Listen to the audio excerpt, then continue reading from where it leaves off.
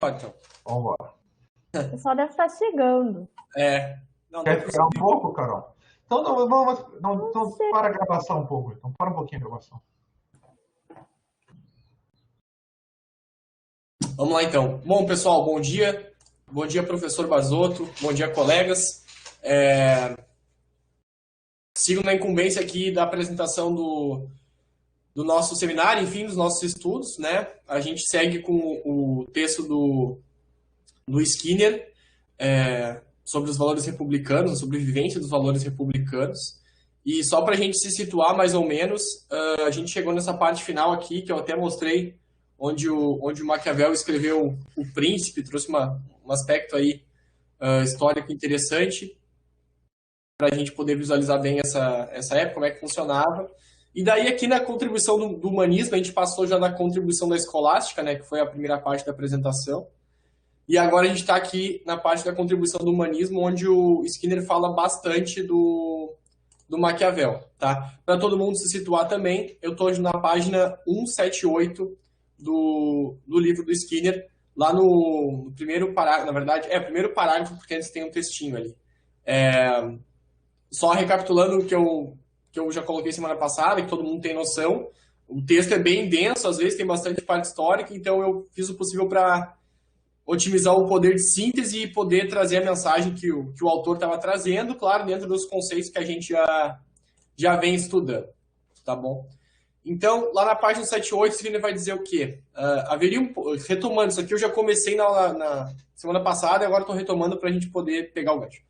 Haveria pouco exagero em dizer que a preocupação de Maquiavel com a liberdade política constitui seu tema básico nos 3 livros dos discursos. Esse livro eu consegui, não achei para venda na Amazon, mas eu achei o famoso PDF russo e mandei para todo mundo via e-mail, tá? A cópia é lá de 94, acho que é um livro um pouquinho raro de achar, pelo que eu pude pesquisar. Assim. São 3 discursos no livro, né? Na verdade, o nome é 3 discursos sobre alguma coisa sobre o Tito Livre, uma coisa assim. O primeiro discurso está amplamente dedicado a mostrar como Roma conseguiu libertar-se de seus reis e alcançar a grandeza graças a um sistema baseado na liberdade republicana. Aqui, essa questão do estudo de Roma, o Skinner vai reiterar bastante o fato de que o Maquiavel tem um certo saudosismo aí por esse período antigo romano, que na visão do Skinner era como o Maquiavel visualizava que tinha que ser desenvolvida aí uma república e tudo mais. A meta principal do segundo discurso consiste em indicar como a progressiva expansão de Roma, de novo, mesmo assunto, enquanto poder militar, ajudou a sustentar a liberdade de seu povo. E o terceiro tem por tema medir o quanto a ação dos indivíduos particulares contribuiu para a grandeza de Roma e engendrou tantos resultados benéficos naquela cidade, em especial a longa duração de suas liberdades políticas. Aqui, logo mais na frente, o Skinner vai fazer o contraponto entre essa questão de Roma e a questão de Veneza, no sentido que Roma tinha um caráter expansionista militar, que Maquiavel defende na visão do Skinner, e que Veneza já tinha aquela questão de liberdade, mas cultural ali dentro da cidade, sem se preocupar muito em sair fazendo guerra e sair expandindo o seu território e o seu poder. Bom dia a todo mundo que está chegando também, estou vendo no chat aqui. Ainda na página 178, aí ali na segunda... Só um segundinho, Taliba. Tá, se a gente tem, então, ele sintetizou para nós o tema do discurso. O tema do discurso é liberdade. E ele também disse que tem uma palavrinha que é a do príncipe. Qual seria essa palavrinha? Qual é a síntese em uma palavra do príncipe? Qual é o objetivo? O objetivo da política aqui é instaurar a liberdade, promover a liberdade da atividade política. E lá, o objetivo da atividade política do príncipe qual é? Manutenção do poder. A gestão do poder, mas ele vai usar uma palavra, a palavra que ele usa, eu nunca tinha pensado nisso, é segurança, né? A segurança do príncipe. E eu diria que é a segurança da situação do príncipe, mas também a segurança dos súditos. Para ele isso é muito importante. Lembra o debate, né? Se eu tenho liberdade, eu tenho paz. Não posso ter as duas coisas. E para ter paz, eu tenho que ter um líder forte. Né? Lembram, né, que alguns dos escritores, né, do Quattrocento falavam nisso. Né? Vamos sair das facções com um líder, né, com um príncipe, com um governante. E aqui, o Maquiavel ainda está nessa tradição. Está nessa tradição de como você vai ter paz. Talvez a melhor palavra fosse paz. Mas como ele se coloca bem do ponto de vista do príncipe, da gestão do poder, no sentido de conservação do poder, podemos falar em segurança em geral, tanto da situação do príncipe como a segurança dos súditos. Não vamos esquecer que ele dá um exemplo bastante interessante, né?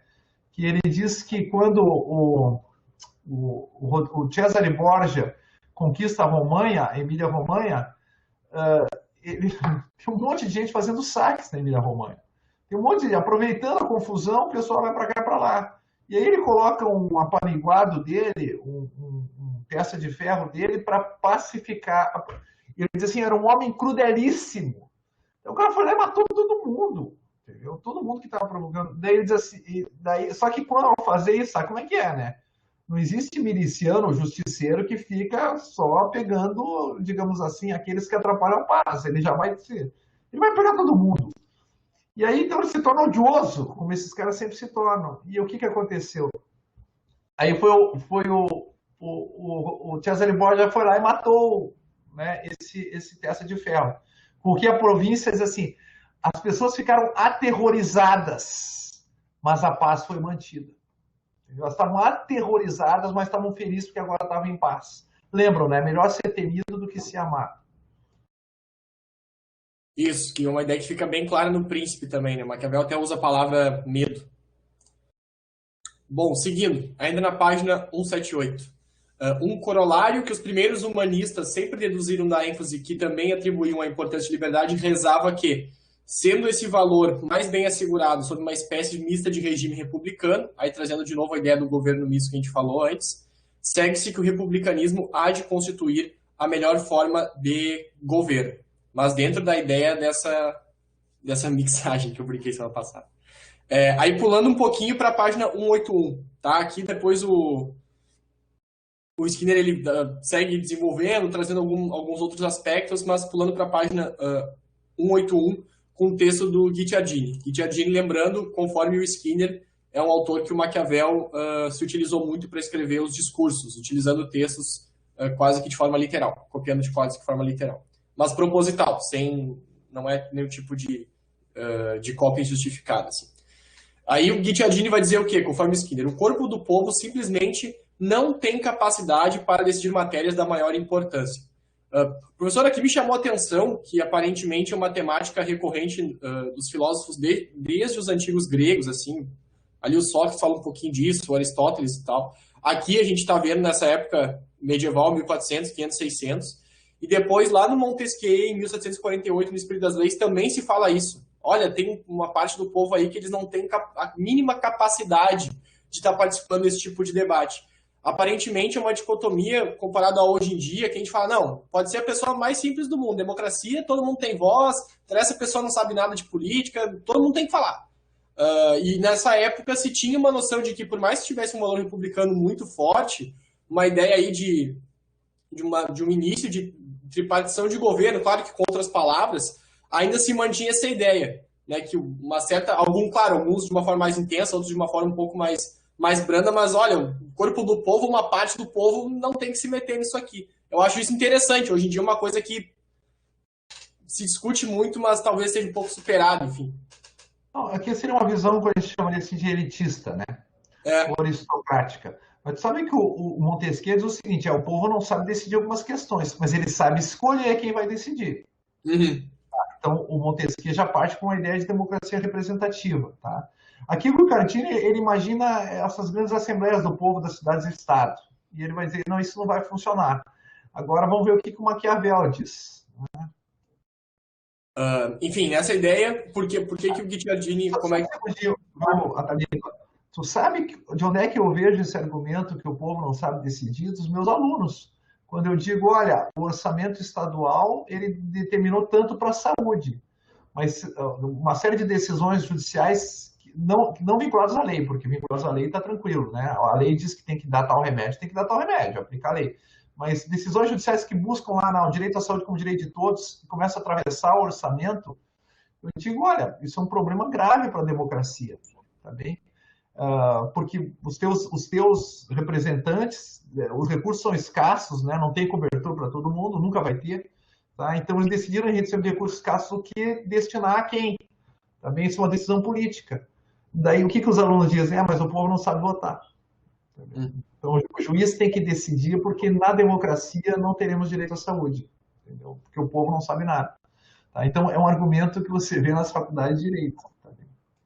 Mas de uma forma pelo lado, né? Diferentemente do que aqui que tá mais direto, né? Mas É um elitismo do bem. Tá? Não é uma espécie de democracia, não é os militares impedindo, entendeu, a democracia, que era até tempo atrás. E também tinha esse argumento, né, que o povo não sabia votar. Tá? E agora o argumento está no status jurídico. Tá? Decisões têm que ser tomadas por juízes porque o povo não sabe votar. Sim. É a famosa liminar do IP, né? Eu, como advogado, já ganhei umas e outras por aí. Enfim, o que a Dini vai justificar ali. Por caracterizar-se pela imprudência e inconstância, se referindo ao povo, né? Pela sede de mudança, por uma desconfiança desmedida. E ainda por uma infinita inveja de todos os que tenham riqueza ou posição.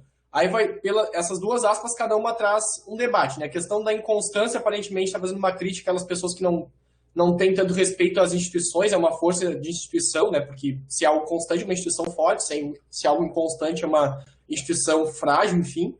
E ali nas segundas aspas, por uma infinita inveja de todos que tenham riqueza ou posição, trazendo de novo aquela ideia de audácia, enfim.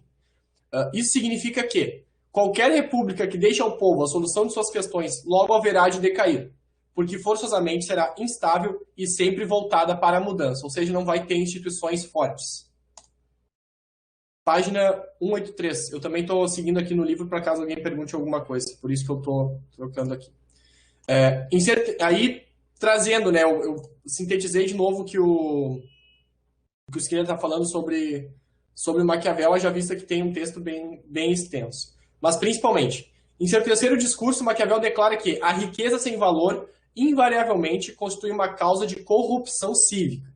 E acrescenta que seria bastante fácil discorrer longamente sobre as vantagens da pobreza sobre as riquezas, e como a pobreza proporciona honra às cidades. Aqui a gente falou um pouquinho disso na aula retrasada e na passada também, né? Que para o Maquiavel, se era para escolher entre ter mais gente rica ou mais gente pobre, é para ter mais gente pobre dentro da ideia republicana, assim. Ao passo que a outra coisa lhes trouxe tanta ruína, não fosse o caso de que tal reflexão já tenha sido tão desenvolvida por outros autores. A riqueza fácil, né? A riqueza sem valor ali, a riqueza fácil. As únicas duas províncias da Espanha que se industrializaram eram as províncias que não tinham acesso, vocês sabem, aqui às Américas, né? Que era a Catalunha e o País Basco. Tá? Então, são regiões e as outras ficaram pobres porque estavam explorando os outros. Olha o caso de Portugal, também ficou na periferia da Europa. Né? Os caras assim, não adianta Portugal ter ouro, não sei o quê, porque ele manda tudo para a Holanda, manda tudo para a Inglaterra. Tá? Ou seja, o ponto de corrupção, Ataliba, é a riqueza fácil. Pensa nas monarquias do Oriente Médio que podem viver do petróleo, podem financiar toda a sociedade pelo petróleo. Você não tem civismo, tá? Você não tem pessoas que estão preocupadas com o bem comum, porque elas recebem tudo do Estado, não se engajam. Tá? No Catar, até a tua festa de casamento, não sei se o Ataliba está em vias de se casar, ou vai casar, ou pensa em casar. Estou longe. Está longe, Ataliba, mas se você migrar para o Catar, o problema é que não adianta migrar, mas lá no Catar, os cidadãos, que agora é uma elite de 20% da população, né? É uma aristocracia. Né? Os outros 80% trabalham para eles. Até a festa de casamento é paga pelo Estado. Pô, se até a minha festa de casamento é paga pelo Estado, eu não estou preocupado com como é que o Estado gasta. Entendeu? Não estou nem aí, cara. Você não vai fiscalizar o poder público, você não está nem aí para participar, nada, entendeu? Então, isso a riqueza fácil é uma causa de corrupção. Mas tende ao médio prazo, conforme a teoria aqui do Maquiavel, a decair, né? Claro. Tá, ótimo. Não. O Marcos Paulo perguntou se a Catalunha não tinha uma longa tradição comercial mediterrânea. Mas uma coisa é como Veneza, tá? É você fazer comércio, tá? Outra coisa é você ter colônias de exploração. Tá? E aí, né, que mandam mercadorias a troco de nada para ti, simplesmente pela dominação política. Eu acho que esse é o ponto. Sim, tanto que a Catalunha tinha ali todo o sul da Itália, né? Então, tinha um comércio e tal. Okay. Interessante também que não só a Catalunha e o País Basco não só tiveram essa diferença, como também tem uma cultura toda própria e tem uma guerra ferrenha interna lá, enfim. Eu não gosto também, entendeu, de ficar olhando para a história do Brasil tudo que é negativo. Eu acho que é perverso isso, entendeu? Isso nos faz perder autoconfiança e autoestima. Mas eu li um livro de história de Portugal de um português. Tá? O cara dizendo, olha, lá por 1580, Portugal importava até ovos. Nem ovos ele não produzia mais.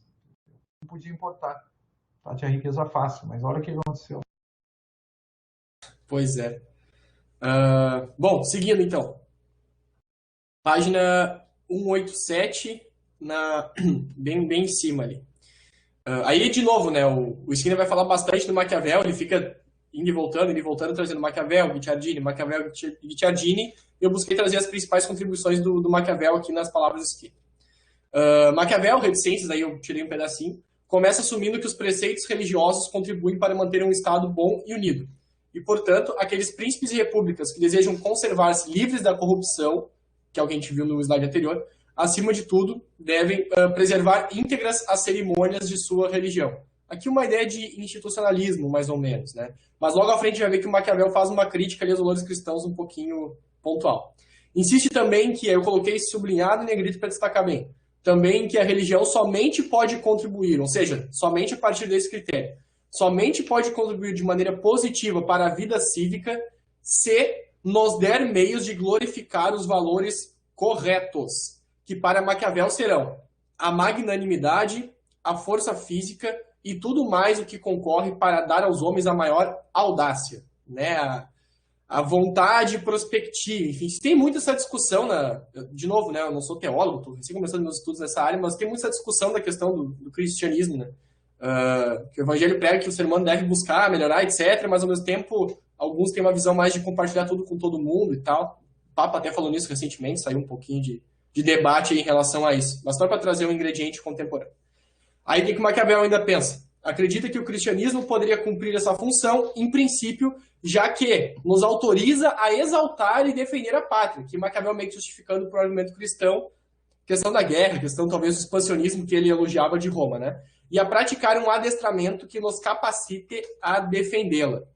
Tá? Aqui não tem muito essa ideia de aceite todos os imigrantes, tá bom? É meio que vamos defender a pátria e a república e era isso. Pelo menos a visão do Maquiavel. Mas Paulo vê que ele está tentando instrumentalizar a religião para objetivos políticos. É isso, claro. Tá? A religião só tem valor enquanto meio para a eficácia da ação política, claro. Para a constituição da comunidade política. Ela é um meio, não é um fim. Né? Aqui a gente vê...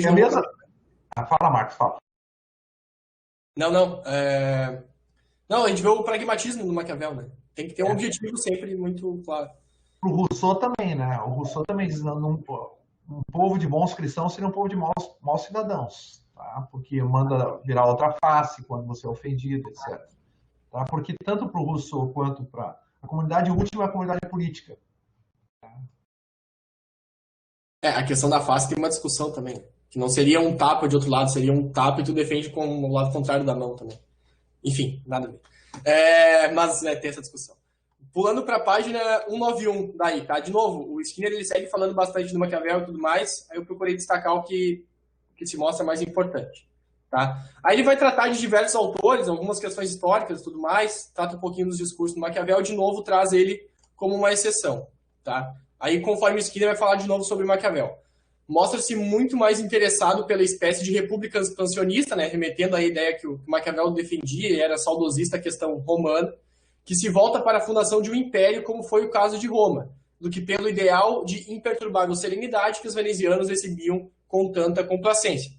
Então, fica nessa dicotomia aqui na visão do Skinner, né, o Maquiavel ele fica louvando os valores não, mas na questão pragmática do Maquiavel, ele pensa, poxa vida, Roma conseguiu sustentar como império, como república e tudo mais, de uma forma expansionista, durante tanto tempo, lá, 1000 anos atrás, essa época deles aqui, um pouquinho mais, um pouquinho menos, e ao contrário das cidades-estado, das cidades grandes que ele está vendo, que conseguem ser uma república até efetivar com os valores republicanos, democráticos, governo misto, etc., mas que não tem a audácia de crescer, né? Os príncipes dela, enfim, ou os poderosos ali da cidade não têm essa audácia de expandir a república. O Maquiavel isso vê como uma forma, não sei se seria negativa a palavra, mas ele vê que não seria um objetivo tão válido assim. Deveria ter um caráter mais audacioso, para seguir usando a palavra que ele fala bastante.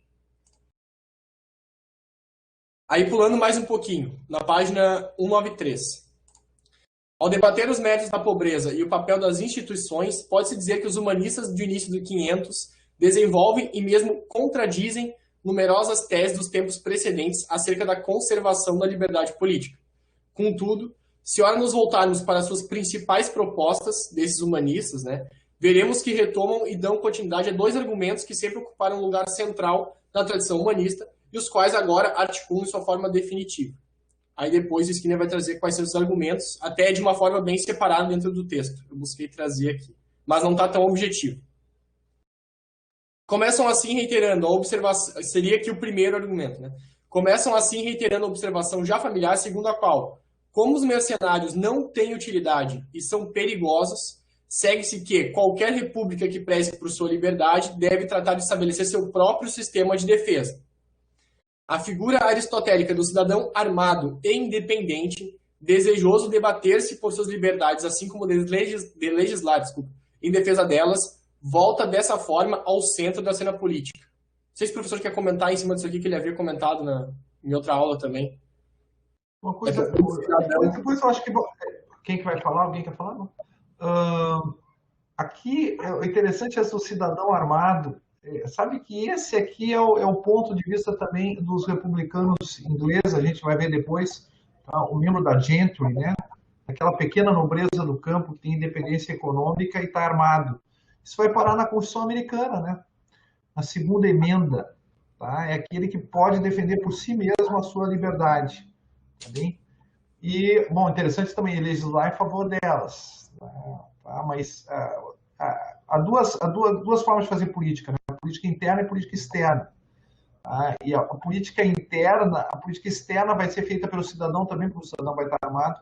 E também, claro, se vê essa ideia do cidadão poder se defender de qualquer tentativa de implantação da tirania, né? O Partido do Campo, Bolingbroke. Obrigado, Gabriel. Obrigado, é isso aí mesmo. Tá? O Partido do Campo, né? Cidadão armado. Tá, pessoal, isso está lá na página 193 e depois o Skinner também vai seguir comentando. Professor, não, eu gostaria de entender melhor essas características da Constituição de Veneza, porque me chamou muita atenção. E o Savonarola, ele defendia a instituição de um conselho grande, né, como o de Veneza, diferente da posição de Maquiavel, e outros criticam também. Mas tem umas partes aqui, o Guicciardini, ele acha que havia um exagero democrático na Constituição de Veneza, né, onde havia a promoção da classe dos optimati, e em Florença, por sua vez, o governo foi monárquico em demasia, né, com o Médici. Então, eu gostaria que o senhor comentasse isso para entender melhor essa característica. Não, em Florença, talvez, né? Os Médici não estão estão em Florença, né? Sim, os Médici em Florença, né? Que ele fala, é a frase que diz assim, que havia um exagero democrático na Constituição de Veneza, isso o Guicciardini diz, com a promoção da classe dos ultimati, mas em Florença ele diz, é uma outra crítica, que o governo foi monárquico em demasia por conta daquele poderio dos Médici, né? Isso. Aqui, quanto à Constituição de Veneza, Chiara, a gente tem ali como governo misto, né? Por que ela foi tão estável? A lição do Políbio lá, né? É que você tem um monarca, o princípio monárquico no Dode, né? O princípio aristocrático no Senado e o princípio democrático no Grande Concílio, né? No Grande Conselho. Tá? Essa é a chave da estabilidade. Também, né? Quando você tem esses poderes se contrapondo e se equilibrando entre si. Isso é uma lição eterna. Eu não sabia, eu nunca tinha visto a Constituição de Veneza. Eu tinha visto Esparta, Roma, tá? Inglaterra, são os exemplos mais salientes, assim. Mas Veneza, só lendo o livro do Skinner, me dei conta que também podia ser um exemplo. É isso, Chiara? Isso, tá ótimo. Então tá. Bom, ali no texto, daí depois desse slide aqui também, o Skinner segue falando, né? É certo que Guicciardini, com seu ceticismo habitual, não se compromete por completo com essa tese. Ele reconhece no início do discurso de Logrofio que uma república deve dar armas a seus cidadãos e concorda em que uma milícia cidadã sempre será incomparavelmente mais útil do que um exército de mercenários. Aqui trazendo aquela ideia do o professor falou na aula passada dos mercenários, né? Achei engraçado. Eles só estavam lá contratados, mas no fim não guerreavam, não faziam nada, ficavam só na volta dos fortes lá e tudo mais. Página 195. Aqui eu identifiquei como o segundo argumento, né? Dentro daqueles ali que o Skinner mencionou, que foram 2 ali, o primeiro e agora o segundo. Outro argumento tradicional que o humanismo tardio enfatizava era que, para se defender da forma mais eficaz o valor da liberdade, necessitava-se basicamente providenciar não tanto uma estrutura de instituições e leis eficientes. Aqui talvez saindo um pouco da ideia de institucionalismo forte, pelo menos na visão dele desse humanismo tardio. Aí eu destaquei, mas um sentimento de orgulho cívico e de patriotismo que se constatasse em todo o povo, trazendo a ideia de aulas anteriores, que a gente falou dos Estados Unidos, o professor falou que era uma questão interessante, ser o único país que já nasceu como uma democracia, a única nação, enfim, os outros acabaram tendo que se desenvolver para chegar até lá. Essa convicção, dizia-se, deveria ser tal que fizesse cada indivíduo identificar o seu bem à audacidade, levando-o a consagrar o melhor de suas energias à defesa da liberdade e grandeza dela. Então, aqui passando uma responsabilidade grande para o povo em si do que propriamente para as instituições tão somente, né? Não é tão só, não adianta ter instituições fortes, leis fortes, muito bem delimitadas, se o povo não quiser obedecer elas. Enfim, tem que não só o povo querer obedecer, mas também ter uma certa vitalidade, usa a palavra, vitalidade, coragem e tal, para desenvolver a serviço da comunidade, né? O que, por sua vez, impeliria a pôr sua coragem, vitalidade e capacidades em geral a serviço da comunidade inteira. Tem o famoso livro do Robert Putnam, né? Bowling Alone, jogando boliche sozinho. Tem uma tradução em português, mas é de uma editora de Curitiba que só doa os livros. Eles não vendem. Tá? Então vai ser um pouco difícil vocês terem acesso a isso em português. Mas esse livro, que eu não li, diga-se de passagem, eu tenho, mas não li, mas ele é muito comentado como O Robert Putnam, que é um professor de Harvard, ele faz uma série de pesquisas dizendo a queda do espírito cívico na sociedade americana. E daí o título do livro, Bowling Alone, era isso, sobre num determinado ano, 15 milhões de americanos começaram a jogar boliche sozinhos. Tá? Eu não sei o que é uma coisa, para um brasileiro, entendeu? Que é um animal social, né? Somos um animal cordial. A ideia de que você vai jogar boliche sozinho, e quando fizer strike vai ficar pulando sozinho, é uma coisa um pouco bizarra, mas também é bizarro para eles. Então, a ideia de que o espírito de associação que falava o Tocqueville, que era o que caracterizava, né, a civilização americana, já não estava mais presente. E as instituições iam começar a ser onde... Ou seja, faltava um certo tipo de virtude no povo. A gente viu agora com as instituições americanas, né, algumas delas bastante confusas, né, na eleição. Mais de 100 deputados, né, republicanos votaram, praticamente a metade dos votos votaram para não reconhecer a eleição. Então, as instituições estão lá. Tá? E mesmo os procuradores republicanos disseram que não houve fraude, que não, entendeu? As cabeças do partido, mas uns 10 ou 12 senadores também votaram contra você reconhecer uma eleição. Então, não adianta ter as instituições, ter as regras do jogo e sobre o jogo, como dizia o professor César, os procedimentos, se não há uma adesão íntima da sociedade, tá, a esses procedimentos. Então, é o que o Charles Taylor chamava de patriotismo do Estado de Direito. Eu presto uma adesão afetiva, tá? Eu tenho uma disposição subjetiva minha que presta adesão ao Estado de Direito. Então, até o procedimentalismo, ele não funciona se não há pessoas que vejam um valor substantivo no procedimento. Também. O valor de ter uma comunidade com os outros. Por que eu adoto um procedimento para ter uma comunidade com os outros? Mas se eu não quero ter uma comunidade com os outros, cara, o procedimento pouco me adianta. Eu vou perder a eleição, eu vou querer ganhar a eleição igual. Eu não vou aceitar as regras do jogo. Tá? Se eu não quero jogar contigo, por que eu vou aceitar as regras do jogo?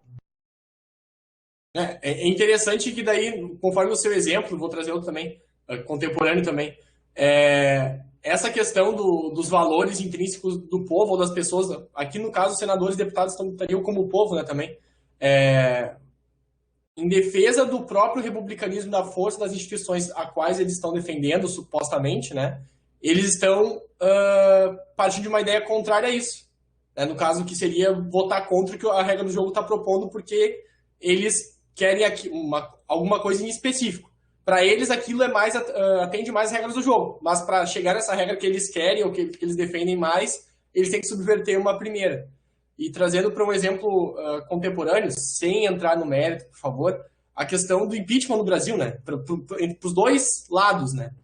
Antes, não gostei do que o presidente fez. Não, vamos impeachar ele, de qualquer forma. Seja agora, ou seja no que aconteceu antes, ou seja no movimento agora. Não sei se faz sentido, mas dentro da questão brasileira, assim, não se tem muito apego a essa questão de regras, né? Não gosta, vamos destruir. Não tem, seja do lado que for, enfim. Enfim, vamos lá. Página... Essa aqui é a página 95, é o segundo argumento. Pessoal, são 11h30 já. Preparem as perguntas aí. Eu acho que eu vou terminar um pouco antes do meio-dia. Não tem problema, tá tranquilo. Tá. Eu já até aproveito para fazer uma reuniãozinha aqui com os meus orientantes. Tá. Não, é que... Oi, diga, Carol. Maria Gabriela fez uma colocação. A Carol vai ler para nós. Isso. A virtude política republicana defendida por Montesquieu parece cada vez mais relativizada ou subjetivada no processo democrático nas eleições dos Estados Unidos e também hoje na maioria das democracias ocidentais. De fato. Aí depois, pulando um pouquinho, na página 196, aqui é um outro autor que o Skinner está trazendo, tá? Ele vai falar do Patrice. Aí entrando de novo, a gente está agora sempre nessa questão das liberdades ali e tal, vamos para a pessoa propriamente dita. Agora você vai falar bastante de virtude, enfim, virtude. O que esse autor Patrice fala, tá? Que o Skinner está trazendo. Patrice vai explicar aqui, então, que se pode reconhecer o homem de virtudes pela falta de ambição privada e por uma correspondente disposição a colocar a vantagem da República acima de seus próprios interesses. Assim como a corrupção tende a ser definida por esses pensadores como uma incapacidade de devotar os próprios talentos ao bem público, também tendem eles a definir a ideia de virtude como uma preocupação em promover, acima de tudo, o bem público. Essa capacidade dedicatória aí à República, enfim. Como o Montesquieu vai definir a virtude política, né? A virtude política é a capacidade de priorizar o interesse público sobre o interesse pessoal. Essa é a definição que ele dá de virtude política. Né? Isso. Aí, seguindo de novo, o Skinner vai trazer o Maquiavel mais um pouquinho, tá? Assim, só para não ficar um jump muito grande, um lapso muito grande, ele vai fazer uma contextualização. Ali na página 198, ele traz de novo o que o Maquiavel faz. Por exemplo, o Skinner coloca na página 98, lá embaixo. Vou ler rapidinho aqui que não está no slide. Diz nos discursos, Maquiavel vai dizer que muitas diferenças em nossa conduta são determinadas pela educação e insiste em que os bons exemplos na vida cívica procedem de boa educação. Aqui trazendo mais ou menos o que o Maquiavel falou antes, que eu coloquei no slide, que para ele tinha os valores corretos, né, valores objetivos a serem atendidos. Né? Aqui é quase que não são valores especificamente cristãos, em que pese Maquiavel aparentemente fosse cristão, pelo menos no Príncipe ele fala bastante em nome de Deus, aquela coisa toda. Mas é um critério assim, não é de qualquer jeito, não é, sei lá, atualmente se fala muito em mundo líquido, na época eles nem tinham essa noção de mundo líquido, né? Mas não é de qualquer jeito, a gente é todo mundo libertário e tudo mais. Não, existe o que é certo, o que é errado, e isso aí tem que ser seguido. Tá? No caso, o que é certo, no caso. Enfim, aí também o Skinner traz os ideais de alguns outros autores, enfim, do Leonardo Bruni também, e coloca na seguinte frase: concluíram esses autores, conforme vimos, que a solução residia em assegurar a via das honras aberta a todos os cidadãos, oferecendo a cada um iguais oportunidades, satisfazer suas ambições mais elevadas a serviço da comunidade. Então a gente tem 3 ideias aqui nesse trecho do Skinner que ele vai sintetizar. Ele está chegando no final do tópico, né? No final da separação dentro do capítulo dele, porque o último tópico se chama o penúltima contribuição de Maquiavel. Talibã, Oi? Só um pouquinho. Tem uma pergunta que a gente pode se fazer na página 199, que é como incutir no corpo inteiro do povo um senso de espírito público. Na Grécia Antiga, salvo engano, a arte era vista como essa educação para o povo, né? E hoje se fala de educação no sentido de intelectualidade, né? De dar amplitude para a educação, né? No sentido intelectual. Isso seria o suficiente. Mas eu gostaria de ouvir vocês, então, o que vocês entendem, tanto nessa perspectiva aqui de Maquiavel, de como incutir no corpo inteiro do povo um senso de espírito público, e como isso seria traduzido hoje. Será que a simples, não simples, né? Isso não é simples, mas a abertura, a igualdade no sentido de possibilidade de educação, se seria suficiente para que as pessoas não quisessem jogar boliche juntos e não separados? O senhor quer falar, professor, ou eu falo? Posso falar? Bom, cara, ótima pergunta, sim. Trazendo um exemplo bem simples, uma questão clara. Acredito que por essa característica de uma democracia em série de governo misto, ou seja, tinha a figura ainda de um monarca forte, enfim,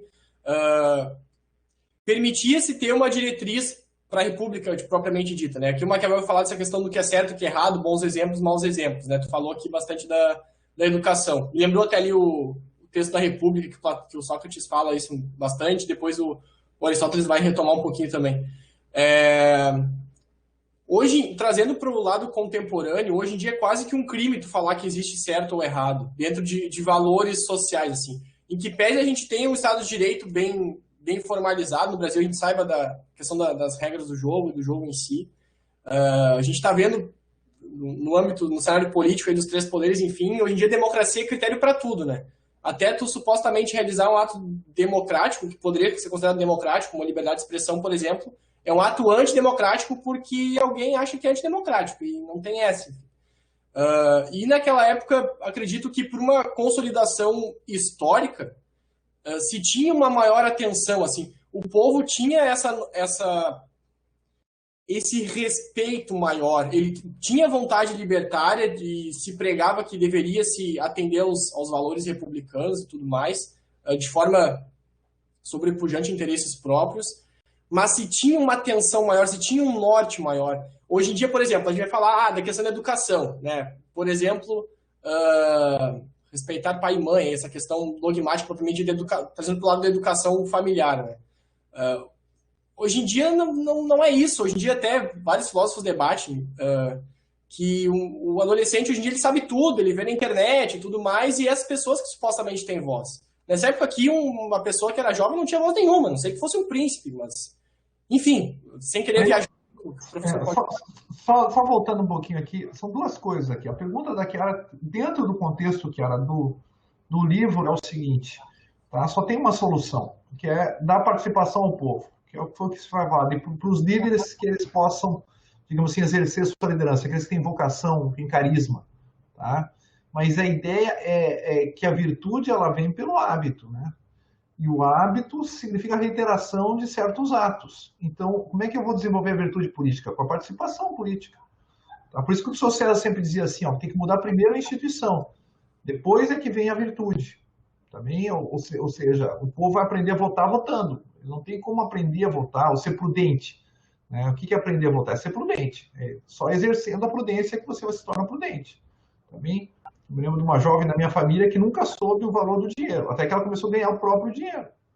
É isso, aprendeu o valor do dinheiro. Entendeu? Ou seja, você dá para a pessoa a capacidade dela poder gerir a própria vida e ela vai ter que desenvolver as disposições necessárias para poder gerir a própria vida.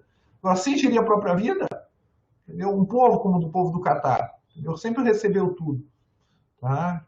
Tu não exerce a virtude política aqui. A ideia de poder priorizar a virtude, né, o bem comum sobre o bem particular, significa que eu tenho situações em que eu vou ter que fazer isso. Tá? Esse é um ponto. Tá? Em relação à educação, na pergunta da Chiara.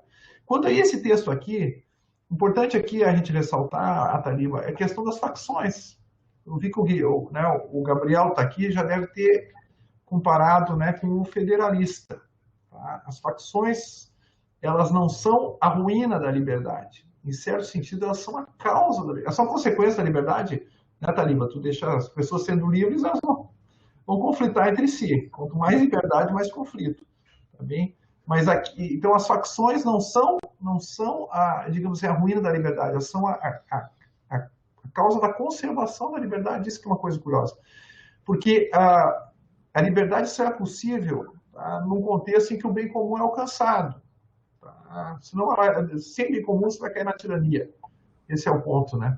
Mas né, ou seja, uma das facções limita a outra. Eu vou ter que tirar a decisão mais ou menos pela média. E a média vai atender o interesse, em princípio, se não de todos, pelo menos da maioria. Então é importante a facção, né? É importante o equilíbrio das facções, porque só tem um grupo que é hegemônico, tá? Eu vou perder o bem comum. Tá? O Stefano fez uma pergunta. E o Marcos fez observação antes, né? O Marcos disse que a reiteração de certos hábitos, sim, mas com a consciência do fim a que se destina. Sim. O Stefano pergunta, mas a participação política reiterada não pode acabar virando uma espécie de fardo?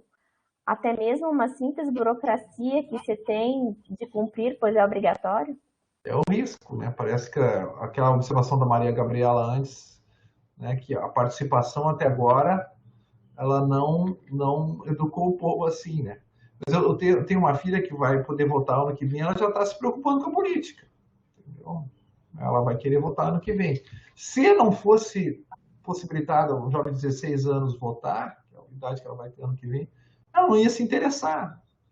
Entendeu, né? Se não me compete, por que eu vou me interessar? Então, Tomás de Aquino ele diz isso quando ele escreve no Terreino, né? O texto que eu mandei para vocês, né? O problema de uma monarquia é que o povo se desinteressa pelo bem comum, porque não diz respeito a ele, tá? E aí, Stefano, você tem que ver o âmbito, né? O âmbito em que isso é discutido, tá? O âmbito que isso é discutido. Então, o americano tem muita presença cívica na sua localidade, né? Eu acho que ali ele se deixa levar, ali eu acho que ele aceita a regra da maioria. Tá? Mas quando a coisa fica muito longe, tá, do que ele faz, quando eu delego demais para o outro, não sei. Talvez eu não consiga ter a virtude cívica no sentido que eu não consigo também, lembrando, né? Priorizar o bem comum em relação ao bem individual não é cair no holismo, né? Por favor, né? Tá? Essa ideia de me devotar à pátria, no sentido que os regimes totalitários colocam, os regimes autoritários também, né? Eu tenho que ver onde é que o meu interesse particular é atingido aqui também, meu bem particular. Isso no nível local, vai dizer o Tocqueville, é de fácil visualização. Tá? Eu sei, se perguntar aqui sobre a rua, se deve continuar a ter paralelepípedo ou não, eu acho que eu tenho uma opinião mais fundada sobre isso do que perguntar qual é o melhor regime de previdência. Tá bem? Então, e eu consigo ver mais claramente como isso se vincula ao meu bem. Tá? Mas tanto isso que o Stefano falou acontece que aconteceu, né? Agora, povos que não votam nunca, tá? Votam de pouco em pouco também. Esses aí também não tem como valorizar a democracia, né? Depois tem a pergunta do Gabriel. Pode ler, Carol. A colocação, Gabriel, né, que a participação requer uma... Ah, não. Então, já tá cheio de comentários agora. Que bom. O grande desafio do governo popular é conseguir controlar os efeitos perniciosos das facções sem degenerar uma forma de governo autoritária. Governo popular é uma expressão que ele pegou lá do federalista, mas o governo republicano, né? O governo republicano ele não é avesso às facções, né? Ele coordena essas facções, né? Ele orienta as facções para o bem comum. É a democracia pelos partidos, tá? Não pretende eliminar uma facção determinada. E, no caso, o Marcos Paulo disse que a participação requer uma proporcionalidade entre o conhecimento das questões e sua universalidade. Isso. E a Bianca disse que a complexidade está em não transformar o hábito em atitudes engessadas, saber pensar nas situações que não ensejam em ações virtuosas e modular o hábito sem anarquizar contra o sistema democrático. É isso aí, Bianca. Bem colocado. E o Marcos Paulo, mais uma vez, questões mais universais devem ser decididas universalmente questões mais particulares, particularmente, especialmente as mais técnicas. Professor, eu fiquei com uma dúvida, mas vou vinculado ao texto aqui. Tudo bem, eu entendi que os colegas colocaram, mas é que a pergunta da Chiara me fez refletir essa questão da educação, né? Pelo que a gente está vendo aqui, o Maquiavel, para ele, tem, de novo, né, lendo o texto, lendo o que eu coloquei e tal, tem critérios objetivos a serem perseguidos, né? A senhora falou da questão da persecução do hábito, enfim. Mas minha dúvida qual é que é? Como que tu vai praticar um hábito, que pese possa soar redundante essa expressão, como que tu vai ter um hábito ou reiterar a prática e acabar tendo um hábito em busca de uma virtude se tu não tem um critério objetivo a ser perseguido? Dando o exemplo que o senhor trouxe, a menina lá da sua família, enfim, não importa quem, que não sabia cuidar do dinheiro, não sabia dar valor por dinheiro, até que ela teve o próprio dinheiro dela. Mas ela tem um critério objetivo a ser seguido, economizar o dinheiro. Então, assim, a minha dúvida é essa questão da educação, foi que a Chiara colocou, foi que mais chamou a atenção, por isso que eu respondi daquela forma. Na busca de o procedimento, a metodologia, como se buscasse se perseguir a virtude, ok, através do hábito. Mas se a gente não tem o critério objetivo previamente estabelecido, pelo menos dentro do que o Maquiavel está propondo, como que a gente vai ter esse hábito? Ele vem naturalmente, ele vai ser empírico, ele vai depender do contexto que a gente está, como é que funcionaria isso? Você tem que criar instituições, Natalina, que favoreçam entendeu? Que favoreçam a aquisição desses hábitos. O ser humano é um ser maleável. Nós temos uma tendência ao mal, também temos uma tendência ao bem. As instituições têm que nos apoiar nessa tendência ao bem, tá bem? E elas podem nos orientar. E aí, quando fala em educação, não temos que pensar na transmissão de conteúdos cognitivos. Tá? A gente tem que pensar no engajamento em certo tipo de praxis. Isso é educação.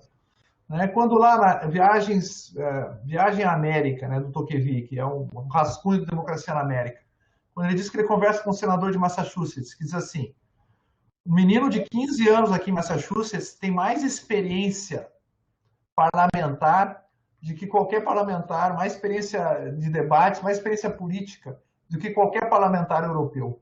O Tocqueville fica assim, porque tudo essas crianças decidem entre eles.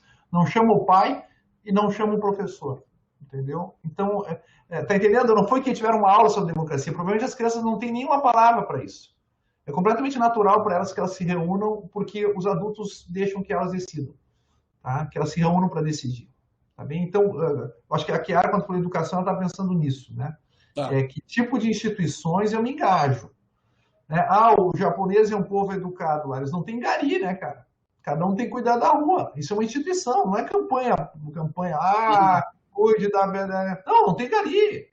Entendeu? Se tu quer estar numa rua limpa, tu vai ter que limpar. As crianças no colégio, elas servem os seus coleguinhas. Tu aprende na prática que todo mundo é igual a todo mundo, e que você deve servir o bem comum, entendeu? E que você deve viver em fraternidade. O bem que você faz ao outro é recíproco ao bem que você recebe. Não é uma aula de moral e cívica, entendeu? Então, a educação pelas instituições. É isso que é relevante politicamente. Tá? É um projeto republicano, como disse a Maria Gabriela, né? A Maria Gabriela está colocando que a educação é um projeto republicano em desinteresse do governo despótico. Fora da República não há um interesse institucional à educação e à virtude do povo. E a Chiara faz uma pergunta, né? A formação de base aliada para a aprovação de medidas no parlamento está dentro do que entendemos como coexistência de facções? Essa política de negociações seria uma forma de dominar as facções todas e tornar-se um autoritário dentro da instituição democrática?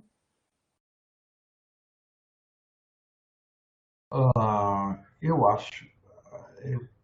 De novo, né, um parlamento, tal como nós entendemos como um órgão colegiado numa sociedade plural e livre, ele vai, como dizem os federalistas, né, a liberdade está para a facção como o ar está para o fogo. Se tu tem liberdade, vai ter facção. Você não tem como fazer de um modo diferente. Ele falou assim, aquele que quisesse eliminar o fogo eliminando o ar, nós chamaríamos ele de louco. Não queremos abrir mão do... Tá? Ainda que eu tenha fogo, não vamos abrir mão da facção, abrir mão da liberdade. O que eu tenho que fazer é que essas facções, ao dialogarem entre si, colocarem instituições apropriadas, para que elas consigam chegar a um certo nível de consenso sobre o bem comum. Tá? Eu me lembro de uma discussão sobre o Código Florestal, né? E os caras dizem, mas os ambientalistas, não sei o que, estão dizendo não sei o que. Aí a ministra do Meio Ambiente, da Dilma, na época, disse o seguinte, olha, cara, esse código aqui não é dos ambientalistas, não é dos ruralistas, não é do governo, não é da oposição. Esse código foi feito por todo mundo, cara. Tá? É assim a sociedade, entendeu? Tá? É assim uma sociedade republicana, tá? E vamos aceitar que o ambientalista vai puxar mais para o lado dele, o ruralista para o lado dele, nós vamos ter que tirar uma média ali. O que não dá, tá, é que só o ambientalista faça. Porque aí nós, entendeu? Aí não tem mais nada, não tem mais estrada, não tem mais nada. Se tiver o ruralista, ele vai desmatar tudo, entendeu? Não dá. O governo vai querer agradar não sei o quê. A oposição tá... por isso que o Maquiavel vai dizer, né? Tá? O conflito leva ao bem comum. Tá? Ou seja, a liberdade leva ao bem comum. Tá? A facção não é contrária ao bem comum. Tá bem? Desde que as facções, o conflito entre as facções não é contrário ao bem comum. A facção é contrária ao bem comum. Mas o conflito entre as facções não. A Tariba. Oi, não, vamos lá. Vamos seguir para ver se conseguimos fechar. Página 201. O Maquiavel sintetizando tudo isso que a gente está falando. O Maquiavel parte da tese ortodoxa. Isso a gente já falou. Isso a gente já falou. Tá. Vamos passar podemos passar próximo. Tá bom. Ainda sobre Maquiavel. Aqui, pessoal, reparem que a gente pulou na parte de contribuição do humanismo e agora o tópico chamado a contribuição de Maquiavel, tá? Que começa na página 201 e agora eu já estou na segunda parte aqui da 203. Tá? Mas o Skinner vai falar que o Maquiavel não tem dúvidas de que a meta de manter a liberdade e segurança de uma república representa o valor mais elevado e mesmo decisivo da vida política. Por isso, não hesita em concluir, Maquiavel concluindo, né, na visão do Skinner, que não tem cabimento utilizar uma escala de valores cristã no exame dos assuntos políticos. Obviamente, aconselha a atuarmos de forma mais virtuosa a nosso alcance, mas também recomenda, se a liberdade de nossa pátria exigir que trilhemos o caminho dos malfeitores, fazê-las sem hesitar. Aqui vem a tal da ideia do maquiavelismo, que ficou tradicional aí no jargão popular, né, e tal, mas muito em cima da ideia do pragmatismo que o professor falou já em 2 aulas, né? Se tiver que ser o caminho do mal em nome daquilo que a gente está buscando, vamos embora. Ali tem um comentário do Lúcio, tá? Amantes da liberdade pressupõe existência de divergência no espaço republicano. É isso. Quem aceita a liberdade vai aceitar o conflito. Quer continuar, Taliba? Não, isso. Só tem mais 2 aqui. Por fim, aí depois, né, pessoal, pulando tudo da questão da contribuição do Maquiavel, que é uma parte pequenininha que o Skinner traz no texto, mas ele já havia referido ele muito antes, várias vezes. O último tópico para finalizar esse capítulo aqui se chama O Fim da Liberdade Republicana. Ele vai fazer um gancho para seguir o texto. Né? Os começos desse declínio já se pode notar em Maquiavel ao aceitar a ideia fatalista, em última análise, de que, apesar dos melhores esforços dos estadistas, existe um ciclo inexorável de crescimento e decadência pelo qual todos os estados têm de passar.